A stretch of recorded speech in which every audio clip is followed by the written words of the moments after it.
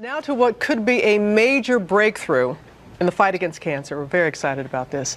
In a clinical trial, patients' own immune cells were genetically altered to fight a deadly form of leukemia. One patient is said to be cancer-free after just 8 days of treatment. ABC's chief medical editor, Dr. Richard Besser, is here to tell us more about it. I know there's a lot of complicated science here, but can you break it down and explain it, how it works? Yeah, I mean, this is pretty incredible. Using a patient's own immune system to fight cancer. Take a look at this animation. They had 5 patients with untreatable cancer. They used a virus to inject genetic material into a patient's own white cells to turn them into cancer fighters. Those then went out in the body and destroyed all the cancer cells. These patients, they all went into remission. 3 of them had bone marrow transplants and are doing great. And we didn't realize one of the patients, and it hits home, our own David Aponte, who's a sound man at ABC. We have spent time with him, and it's just incredible. Yeah, I spoke with David the other day, and he credits this with saving his life. Last summer, he had lots of chemotherapy. He thought he was in remission, and his cancer bounced back. There was nothing left for him to do. He had this treatment. They injected the cells.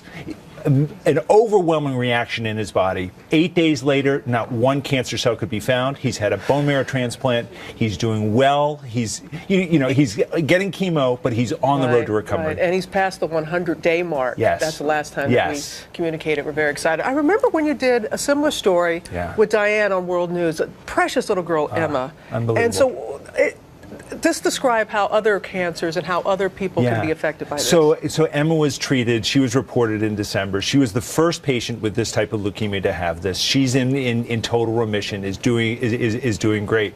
But the idea is, depending on what you inject into these cells, you could target them to go after all different kinds of cancers. So the theory is maybe you would change them to go after prostate cancer or breast cancer.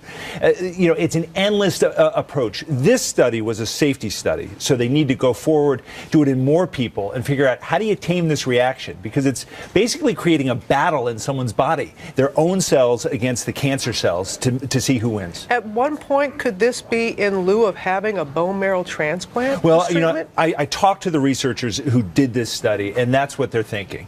They didn't want to go that way here. This is the first round. It's just looking at safety. But the idea is, if this wipes out all of the cancer cells, then why would you need to move forward and do a bone marrow transplant? Emma did not have a bone marrow transplant.